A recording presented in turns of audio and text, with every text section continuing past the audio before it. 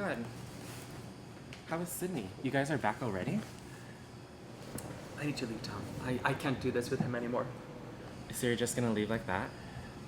I don't have time for this. You need to talk about it. No, I don't. Yeah, you do. He's your soon-to-be husband, and he cares about you. What makes you think that he cares? You know what? I'm leaving. You're going to talk to me about his feelings?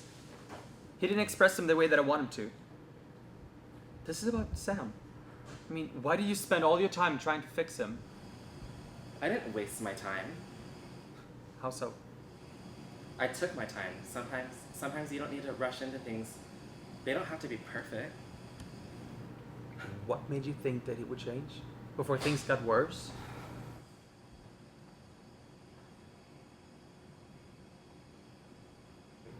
He convinced me that he was the one. I haven't seen you in months and all of this is all happening. I truly thought you were going to be together. I need to go put some boxes in the truck over there. How did he convince you? Well, everything going on in the news, the silence all around, the devastation. It ate me up.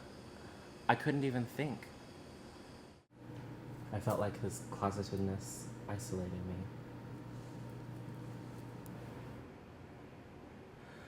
And then after years of my parents accepting me, how was I supposed to know that this would be detrimental? But I was hoping that someday he would feel the same way to assure me. Friends with a deep connection. After months of telling him the truth, I told him I had to move.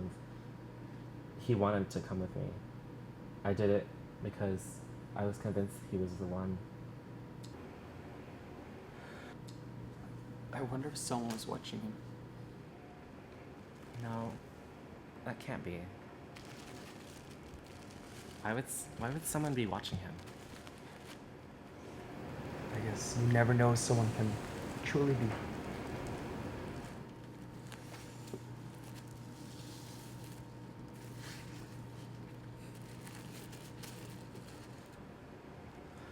I mean, the rushing up to help, the hellos, the smiles and the freezes, the rushing up to embrace me, to protect me.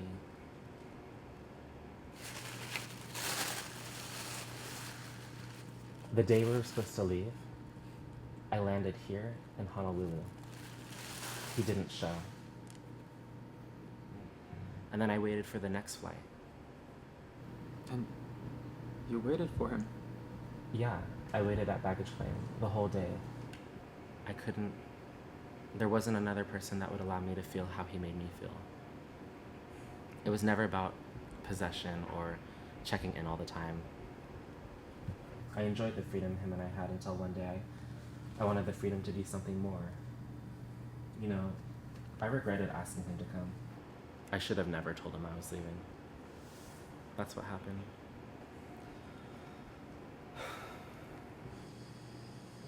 You know, it's times like these that I appreciate reading romance novels. The whole world could be ending, but these stories are tricking us to believe that everything would just work out. When Mark died, it was like my whole world just stopped. I didn't know he was using again. Months of therapy, other partners, the secrets. When he died, it was like I kept missing taking care of him.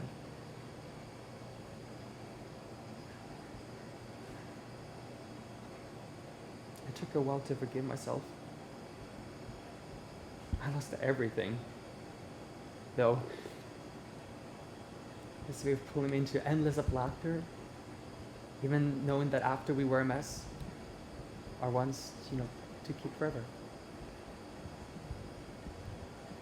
After he died, I could barely afford paying rent, and these little stories were the only thing that could pull me through.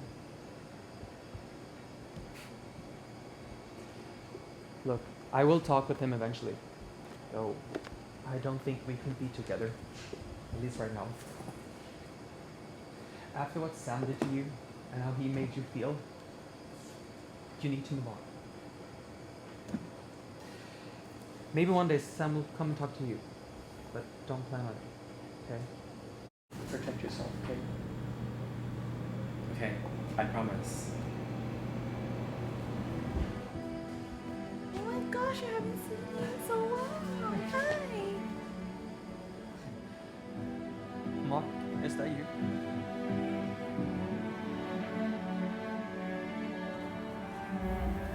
Mark had dreamed.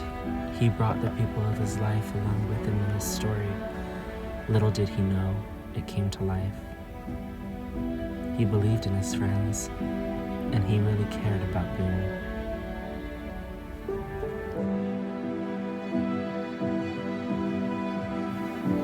The day he ended up in the hospital, I remember seeing the story that he wrote. Boone loved the story. They loved each other.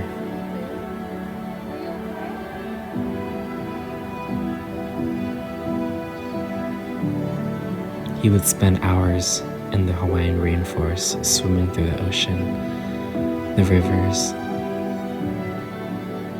He would imagine life that took place on another planet far away from here. As he saw color hues in places like he'd see in dreams. Despite being wronged, he stayed alive in his stories.